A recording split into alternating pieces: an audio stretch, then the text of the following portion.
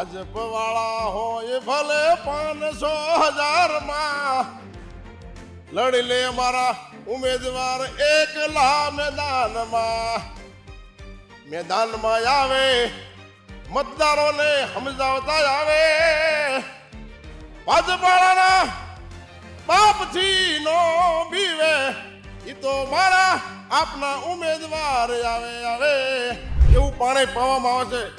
મજબૂર થઈ ગયા માણસ, કોઈ સાંભળતું નથી, કોઈ કહેવું તંત્રના પેટનું પાણી હલતું નથી, નેતાઓને તો પેટનું પાણી હલતું નથી. ચોટીલાના ધારાસભ્ય ખૂબ એક્ટિવ છે એમ કે એક્ટિવ છે ગાંધીનગરમાં બધા ધારાસભ્ય બધા 161 ધારાસભ્ય છે બધા એક્ટિવ, પણ ક્યાં ગાંધીનગરમાં મોજ મજા કરે.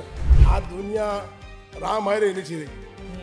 જ્યારે રામ વનમાં ગયા, ચાલો જવાનું છે વનમાં, તેથી એ વખતમાં પબ્લિક સીમાડા હોય હારે જઈ ત્યાંથી પબ્લિકે નક્કી કર્યું ત્યાં તો રામ લક્ષ્મણ જાનકી હનુમાને જવાનું, આપણે વળો પાછા. અત્યારે આ જમાનામાં કોઈ હારે જાય. મારી સાથે કંઈ આવું થયું નથી. ત્યાં નેતાઓ અમારી સાથે હું અહીંયા ખરાબ વર્તન કરવાનું. ખરાબ વર્તન તો ભાજપ વાળાએ જે મેં કહેતા અમારી પાસે અધિકારી એ કરવાના હતા. ગોપાલભાઈ કઈ નહીં કર્યું. ગોપાલભાઈ શું કરે? ગોપાલભાઈ કઈ અમારે અહીંયા જેલમાં આવીને કે વાસીદું તો અમારા વાળવાનું નથી. બહારથી જેટલી મદદ થતી એ કરી. 27માં લડશો ચોટીલા? ખેડૂત કહે છે લડી, ખેડૂતોએ કીધું લડો તો લડવાનું જોઈએ ને. ખેડૂત એમ કહે છે પાર્ટી ના પાડે તો પાર્ટી ના પાડશે તો એ ખેડૂત એમ કહે છે કે લડવાનું તો લડવાનું, પછી ગમે તે પાર્ટી હોય. અરે તો એવું લાગતું હતું કે જાણે અમે અહીંયા ગુજરાતમાં ન હોય ને અમે કેમ પાકિસ્તાનની બોર્ડર ઉપર હોય ને અમારા ઉપર હુમલો કરવામાં આવ્યો ને અમે પાકિસ્તાની નાગરિક હોય ને એવી રીતે અમારી સાથે બરબદતા કરવામાં આવી. તમે સમજો, એક વ્યક્તિને પકડવામાં આવે, પકડીને આવીને બહાર જે પકડીને લાવીને પાછો અહીંયા પોલીસ અધિકારી જે ભાજપના કહેવાથી અહીંયા ઊભો હોય, પાછો એને 20 દંડા એ મારે. પાછો બીજો અધિકારી એથી નહીં મોટો મેડલ લેવા અહીંયા ઊભો, એ 20 દંડા એમ મારે. પહોંચી ગયા હોત તો મદદ મળત વધારે, તો એ લોકો સાથે હોત જેલમાં તો સાથે જેલમાં હોત. સરકારને તો એ જ ઈચ્છા હતી, એ પણ લોકો જેલમાં હોત. પણ હજી પણ એ ઘટના ધાર્મિકભાઈ યાદ કરીએ ને તો હજી પણ એને આંખમાં આંસુ આવી જાય, કારણ કે મેં આટલી બરબરતા ક્યાંય કેટલા દિવસો જેલમાં ગયા. નમસ્કાર મિત્રો, જાર નાખો તો ધાણી બની જાય તેવો તડકો છે અને અમે સુરેન્દ્રનગરમાં ફરી રહ્યા છીએ. મારી આજુબાજુ મારી જમણી તરફ રમેશભાઈ મેર છે અને મારી ડાબી તરફ ડીપીભાઈ જોગરાણા છે. આમ આદમી પાર્ટીના બંને નેતાઓ છે અને તેમની સાથે વાત કરવી છે રસ પીતા ભૂતકાળની વાતો અને આવનાર દિવસની વાતો, સ્થાનિક સ્વરાજ્યની ચૂંટણીની વાતો. રમેશભાઈ મેરથી આપણે શરૂઆત કરી. રમેશભાઈ, આપનું સ્વાગત છે ગુજરાત તક પર. પહેલાં તો ગુજરાત તકનો આ અમારી સૌરાષ્ટ્રની ભૂમિ ને એમાંય પાંચાળની ભૂમિ ચોટીલામાં ગુજરાત તકના ધાર્મિક બહેનો ખૂબ ખૂબ પહેલાં તો સ્વાગત છે. આવો અમારા મલકમાં આ દેવકો પંચાળ જેમાં વગર દીવે વાળું કરે, આ અમારો દેવકો પંચાળ જેને તપોભૂમિ કહેવાય છે. અને અહીંયા તપ કરીને ઋષિ મુનિઓ જે તપ કરવા માટે આવતા, પણ અત્યારે તો તમે આવ્યા છો તો તમે પણ અહીં તપ કરવા આવ્યા એવું લાગે છે. સૌથી સારી બાબતો તમે કંઈ પણ તમે જુઓ કે ઘણી વખત ઘણા શહેરોને ભૂતકાળમાં ખૂબ મોટી રીતે રજૂ કરવામાં આવ્યા હોય, પરંતુ એની પરિસ્થિતિ જે તે સમયમાં ખૂબ જ ખરાબ થઈ જતી હોય છે. તમે જે કીધું કે પાંચાળ પ્રદેશ ને આ ને તેને બધું સાચું, પણ આજે સુરેન્દ્રનગરની સ્થિતિ કેવી છે? સુરેન્દ્રનગર આમ જુઓ તો ગુજરાતમાં જો સારામાં સારું ખનિજ, સમગ્ર ગુજરાતમાં દરેક ખનિજમાં મોટું ખનિજ હોય તો સુરેન્દ્રનગરમાંથી નીકળે છે. કોલસો અહીંથી નીકળે, સારી ચીનાઈ માટી અહીંથી નીકળે. મોટું કોરી ઉદ્યોગ જે સુરેન્દ્રનગર જિલ્લામાં છે ત્યાંથી ભોગાવાની રેતી પણ મોટા ભાગની અહીંથી જાય. તો મોટા ભાગનું ખનિજ અને કુદરતી સંપત્તિ હોય ને છતાં કુદરતી સંપત્તિ આટલી બધી હોય અને ગુજરાત આખામાં સુરેન્દ્રનગર અત્યારે 0માં 0 છે. નેતાઓને મલાઈ કેટલી જાય? નેતાઓની મલાઈ એટલે અહીંથી લોકો મલાઈ લઈ અને અહીંથી અમદાવાદ વ્યા જાય, રાજકોટ વ્યા જાય, મોરબી વ્યા જાય, બધા ત્યાં બંગલા બનાવે. સુરેન્દ્રનગરમાં કશું બન્યું નથી. આ તો ભૂલથી જ્યારે આ હાઈવે નીકળ્યો ત્યારે ભૂલથી નીકળી ગયો, નકર આવડા નેતાઓ સુરેન્દ્રનગરમાં હાઈવે પણ ન કાઢે. કારણ એક જ છે કે અહીંથી મલાઈ લઈને વ્યૂ જવાનું, અહીંનો વિકાસ થાય, અહીંયા જે વેરીઓ છે એનો વિકાસ થાય, અહીંના લોકો સુખાકારી કરે તો સામે સવાલ કરતા થાય, ભણેલ ગણેલ ભલે તો સવાલ કરતા થાય. એટલે અહીંના લોકો અભૂત રહેવા જોઈએ, મજૂર રહેવા જોઈએ. આ સિવાય આ લોકોએ નેતાએ બીજું કાંઈ કર્યું નથી. અહીંથી બીજા નેતા ઊભા જ નથી થવા દીધા. ગેરકાયદે ખનન કેટલું ફૂલ જ્યારે સરે આમ છે, બધા જાણે છે. થાન જોવો, સાયલા જોવો, ચોટીલા જોવો, દરેક જગ્યાએ ફૂલ. અહીંયા તો ખનિજ માફિયાનું મોટું રેકેટ છે, ખનિજ માફિયાઓનું જ હાલે છે. નેતાઓ પણ એના ચાપલુસી કરે છે. નેતાઓને જીતવું હોય તો ખનિજ માફિયા પાસે જવું પડે. આ મારી ઘોડે રસ પીવામાં ન હોય, એ અત્યારે અહીંયા એસીમાં બેસીને એની સાથે કામ કરતા હોય. એમ નહીં તો નેતાઓ અને ખનિજ માફિયાઓની મિત્રતા હોય તો પછી એનાથી દૂર કોણ કરાવશે? લોકોને સમૃદ્ધિ તરફ કોણ વાળે છે? લોકોએ સ્વયં જાગવું જોઈએ, કારણ કે લોકોની જે કુદરતી સંપત્તિ છે એને લૂંટી અને લોકોના મત લઈને પાછા એને આ લોકોને કુદરતી સંપત્તિ આપણી લૂંટી રહ્યા છે. લોકોને જાગૃત થવું જોઈએ. જો આપણા વિસ્તારનો વિકાસ કરવો છે તો લોકો જાગશે, લોકો એને જાકારો આપશે તો થશે. દર્શક મિત્રો, આપને એ પણ જણાવી દઉં, આમ તો મેં શરૂઆતમાં વાત ન કરી, પણ જેમની સાથે વાત કરી રહ્યો છું એ ચહેરો કડદા આંદોલનમાં સૌથી વધુ દિવસ જેલમાં રહેલો ચહેરો છે. કારણ કે આપણે અન્ય ઘણા ચહેરાઓને જાણીએ છીએ અને ત્યારબાદ તેમના મોટા મોટા નિર્ણયને પણ જાણીએ છીએ, પણ રમેશભાઈ મેર પાસે આ જાણીએ કે તેમના દિવસો કહેવા રહ્યા હતા, કડદા આંદોલનને લઈ તેઓ શું વિચારે છે.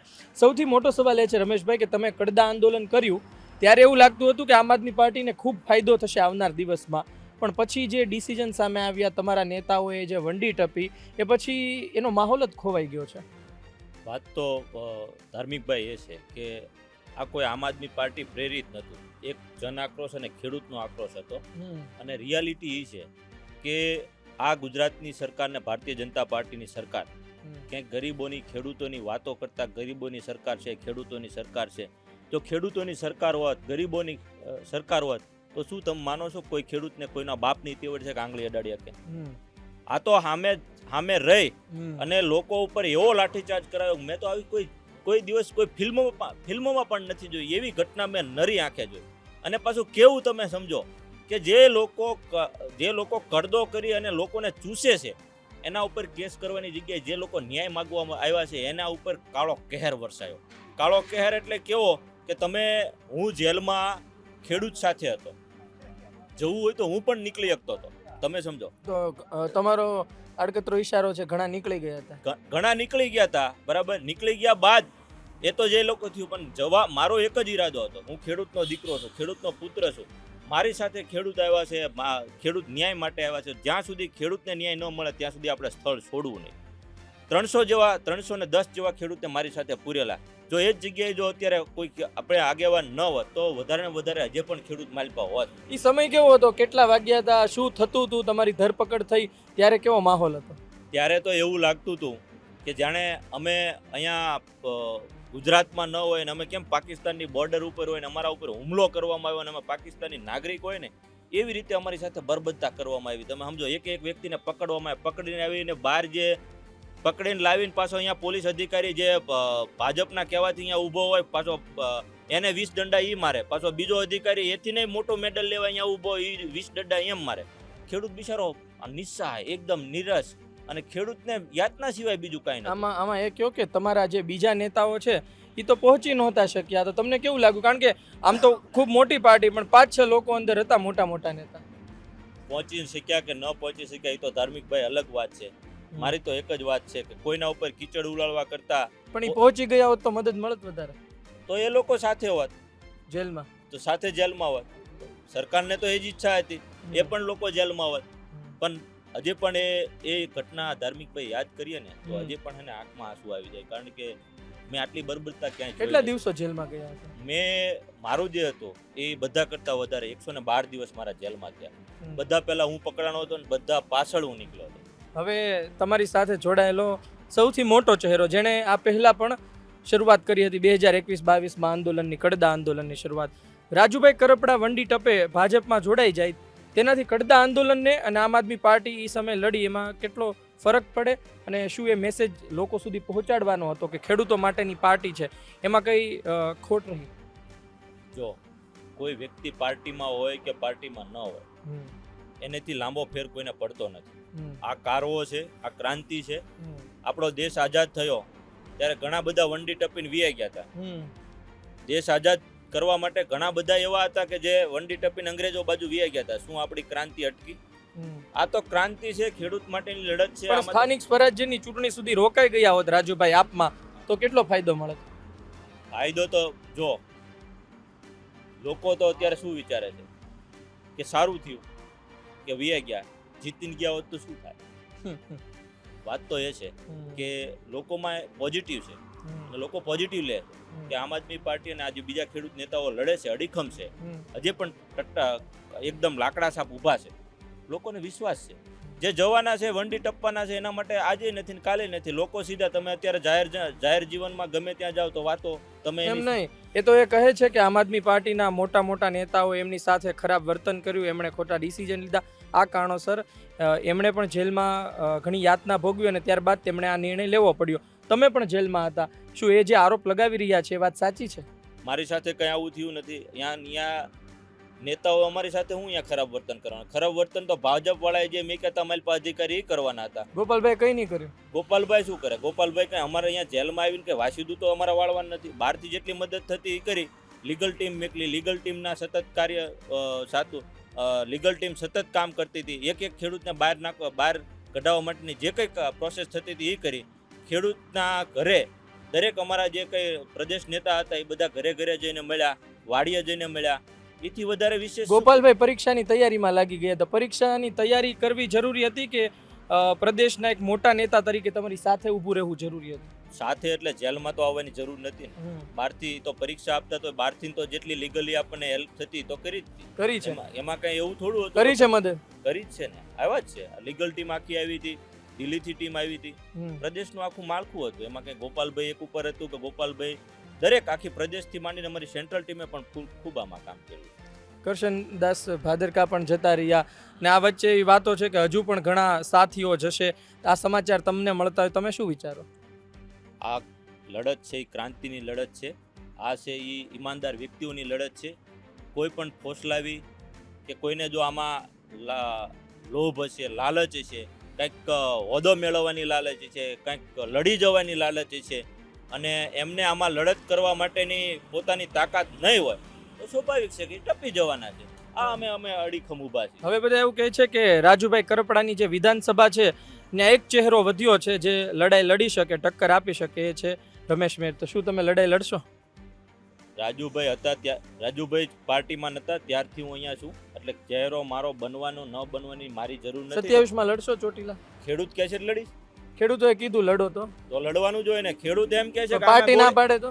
પાર્ટી ના પાડશે તો એ ખેડૂત એમ કહે છે કે લડવાનું તો લડવાનું, પછી ગમે તે પાર્ટી હોય. તો આ હતા રમેશ મેર ને આપણી સાથે ડીપી જોગરાણા ભાઈ પણ છે, જેને તમે સોશિયલ મીડિયામાં અવારનવાર કોઈ ગીત સાંભળતા હશો જે પોતે લખે છે ને પોતે પછી ગાય છે. પહેલા તો તમે એકાદ ગીત સંભળાવો, અત્યારની પરિસ્થિતિ પ્રમાણે કઈ કહી શકો? ગીતમાં તો એવું છે અત્યારે ચૂંટણીનો માહોલ હાલે છે હા, અને રાત દિવસ એક ધારા મહેનત કરી રહ્યા છે મારા આમ આદમી પાર્ટીના ઉમેદવારો. પણ હવે તમે ગીત કીધું છે એટલે ગાઈ નાખ્યું. ભાજપ વાળા હોય ભલે 500,000 માં લડી લે અમારા ઉમેદવાર એકલા મેદાનમાં આવે, મતદારોને સમજાવતા આવે. ભાજપ વાળાના બાપથી નો બીવે, ઈ તો મારા આપના ઉમેદવાર આવે. જબરદસ્ત જબરદસ્ત. કેવો માહોલ કેવો છે ચૂંટણીનો? માહોલની કોઈ સીમા નથી. માહોલ એવો છે કે 30 વર્ષથી ભાજપ સરકારનું શાસન છે. ભાજપ સરકારના શાસનમાં 15 વર્ષથી 10 વર્ષથી એક વ્યક્તિ શાસન કરે છે. એને હજી એના વિસ્તારમાં જીત્યા સિવાય બીજું કાંઈ કામ કર્યું નથી. બજારે રખડે છે, લોકોને ભરમાવે છે, ઉપરવાળાના નામે મત માંગે છે. ઉપરવાળાએ દિલ્હીવાળાએ સોખી ના પાડી. શું કીધું? કે તમે તમારું કરી લો, મેં મારું કરી લીધું છે. ઉપરવાળાએ સોખી ના પાડે. તમને કોણે કીધું? અમે તો અમારા જાતથી લડવી છીએ. અમે અમારા કામની વાત કરવી છીએ. અમે શું કરવાના છીએ, શું કર્યું છે એ જાહેર શોખમાં ઉભા રહીને વાત કરવી છે. એના કામથી મત માંગવાના છીએ. ભાજપ વાળા કોઈ એવું નથી. તમે લડી રહ્યા છો? હું પોતે લડું છું ચોટીલા તાલુકા પંચાયત પીપરાળી સીટ ઉપર. મારે 7 ગામ આવે છે. એ 7 ગામ એવા છે ત્યાં હજી પાણી વેસાતું પીવું પડે. અને સાહેબ તમે નહીં માનો, આ ટેકનોલોજીના જમાનામાં નાનિયાણે ગામ છે, ત્યાં ચુવાળિયા કોળી સમાજ અને ભરવાડ સમાજ બેની વસ્તી છે. એ ગામની અંદર આજની તારીખમાં શમશાન સાપરી નથી. આ જો ભાજપ વાળા વિકાસની વાત કરતા હોય ને તો હજી શમશાન સાપરીની વ્યવસ્થા નથી. દારૂ કેવો મળે? દારૂ ગામડે 20 મિનિટે જ્યારે જોઈને ત્યારે દારૂ મળી જાય. પણ મારા ખેડૂત ભાઈઓને, મારા માલધારીઓને કે મજૂર માણાને, મહિલાઓને પાણી માટે રજળ પાઠ કરવો પડે. એની ઉંમર દુઃખ છે ને, એના માટે લડવી છે. કેટલા લોકોના મૃત્યુ થયા છે આ કેમિકલ વાળો દારૂ પી પીને તમારા અંદાજ મુજબ? કેમિકલના કારણે હજારો લોકો, નાની નાની બહેનો વિધવા થઈ રહ્યું છે. પણ એથી દુઃખની વાત એ છે કે અમારા વિસ્તારની અંદર આ તળનું પાણી પીવા લાયક નથી. ડોક્ટર સોચી ના પડે છે કે આ તળનું પાણી તમે પીશો નહીં, સારવાળું પાણી આવે છે. અને ના છૂટકે અમને મજબૂર કરી આ ગામડાને આ ભાજપ સરકાર એવું પાણી પાવામાં આવે છે. મજબૂર થઈ ગયા માણસ, કોઈ સાંભળતું નથી, કોઈ કહેવું. તંત્રના પેટનું પાણી હલતું નથી, નેતાઓને તો પેટનું પાણી હલતું નથી. ચોટીલાના ધારાસભ્ય ખૂબ એક્ટિવ છે એમ કે એક્ટિવ છે ગાંધીનગરમાં, બધા ધારાસભ્ય બધા 161 ધારાસભ્ય છે, બધા એક્ટિવ. પણ ક્યાં ગાંધીનગર મોજ મજા કરે. તમે મારી હારે હાલો, આખા તાલુકાની અંદર તમને એવા ગામડા બતાવું ત્યાં એક ગામથી બીજા ગામ જવા માટે ઘણા ગામ એવા છે, રસ્તો નથી, સ્મશાન સાપડી નથી, પીવાનું પાણી નથી, પહાડી વિસ્તારના રસ્તા નથી. અને મામૂલી કામ, આધાર કાર્ડ, ચૂંટણી કાર્ડને સુધારા વધારા કરવા હોય ને તો અમારું ધારે ઢોકળવા ભેટસુડા ગામ ચોટીલાથી 42 કિલોમીટર થાય. 3-4 ધક્કા કરવા પડે. જાતિનો દાખલો કઢાવવા માટે અહીંથી આવવું પડે. અને આવે અને એમ કે ટીડીઓ સાહેબ નથી, મીટિંગમાં છે, આવે ત્યારે આવજો. અને સાહેબ એને 42 કિલોમીટર ધક્કો થાય. એ મજૂર માણસ છે, ખેડૂત માણસ છે, એ કોઈ કરોડપતિ માણસ નથી. આ પરિસ્થિતિ માટે અમે લડી રહ્યા છીએ. અને ભાજપવાળા કહેતા કે આ ગુજરાતમાં ત્રીજો પગ હાલતો નથી. હાલે નહીં સાહેબ, દોડે છે. ભાઈ આપણે એક વાત એ છે કે બિનહરીફ બેઠકો બહુ થઈ રહી છે, પણ ચોટીલામાં બિનહરીફના સમાચાર નહીં મળે. એવું તો તમે શું હજડબમ કર્યું છે? હજડબમ અમે નથી કર્યું, લોકોએ કર્યું છે. અમે લોકો વચ્ચે સતત એક ધારા મચવી છીએ, એક જ ધારા રાત દિવસ લોકો વચ્ચે રહેવી છે. એમની સમસ્યાઓ જાણવી છે, એમની પીડા શું છે એ અમને ખબર છે. લોકોએ મન મનાવી લીધું છે. લોકોએ, મતદારોએ મન મનાવી લીધું છે કે આ વખતે આમ આદમી પાર્ટીને મોકો આપવો છે. કારણ કે અમને કાંઈ કર્યું જ નથી. એક પણ ગામની અંદર તમને એમનું કામ જોવા ન મળે. તાલુકા પંચાયત હોય, જિલ્લા પંચાયત હોય, ધારાસભ્ય હોય, કે સંસદ હોય, કે રાજ્યસભાની ગ્રાન્ટ હોય. હવે તો સુરેન્દ્રનગરમાં ભાજપના ધારાસભ્યો છે ને, તો હવે એ લોકો વાતચીત કરતા હશે, બેઠકો મળતી હશે, તો પ્રશ્નનું નિરાકરણ બાબતે કહેતા નહીં હોય કે આવનાર દિવસમાં આટલા મહિનાઓમાં અમે દૂર કરી દઈશું પ્રશ્ન? દર મહિને સંકલન સમિતિની બેઠક હોય છે, તાલુકા લેવલે હોય છે, જિલ્લા લેવલે હોય છે. મીટિંગો દર મહિને થાય છે, પણ એનો ઉકેલ કાંઈ આવતો નથી. મીટિંગ રહેશે, ચા પાણી પી નોખા પડી જાય છે, પણ એનો ઉકેલ નથી. સમસ્યાઓ અનેક છે, ગામડા એક છે, એની સમસ્યાઓ અનેક છે. હજી જો 40 વર્ષ 50 વર્ષથી જો આ શાસન હોય અને હજી તમને અમારે કહેવું પડે અમારા વિસ્તારનું કે પીવાનું પાણી નથી, રોડ રસ્તા નથી, તો આનાથી દુઃખનું બીજી વાત કઈ હોય? એક વાત છેલ્લા 1-2 સવાલ. એક વાત કહો, તમને પાર્ટીના કયા નેતા બહુ ગમે? કઈ પાર્ટી? તમારી પાર્ટીના? અમારી પાર્ટીના નેતાની બધા રહ્યા ને, એકથી એક સળિયાતા છે. કોણ સૌથી વધુ તમને કોનું ભાષણ ગમે? ગોપાલ ઇટાલિયા, ઈસુદાનભાઈ ગઢવી, ચેતરભાઈ વસાવા, બિજરાજ સોલંકી, પરવીન રામ, હેમંત કવા. આ તમે જુઓ આમ નીકળે ને, અરે એની તો જવા દો. અમારા જે ઉમેદવાર ચોટીલા તાલુકાના લડે છે ને સાહેબ, ખાલી એની પાસે એક ખાલી હોન્ડા છે, તો એને ઓફરો 15 લાખની ભાજપવાળા કરે છે. તમને કેટલાની આવી? અમને કરે તો શું? અમને ઓફર ન કરે, હામાં બેહે નહીં. અમે એ નથી, એને ખબર છે. આ તો જે ઢીલા પોસા હોય ને એને બધી વાતો કરે, તમને આમ કીધું આમ, પણ અમે એ નથી. રાજુભાઈ તો મજબૂત હતા. મજબૂત હતા એ નહોતા, વ્યાઈ ગયા. તો એ તો કહું, તમે કહો ઢીલા પોચાને જ ઓફર કરે કે લાવ્યા, તો રાજુભાઈ તો મજબૂત હતા તોય ગયા. મજબૂત હોય જાય, મજબૂત હોય માણસ જાય નહીં, અને જાય મજબૂત હોય નહીં.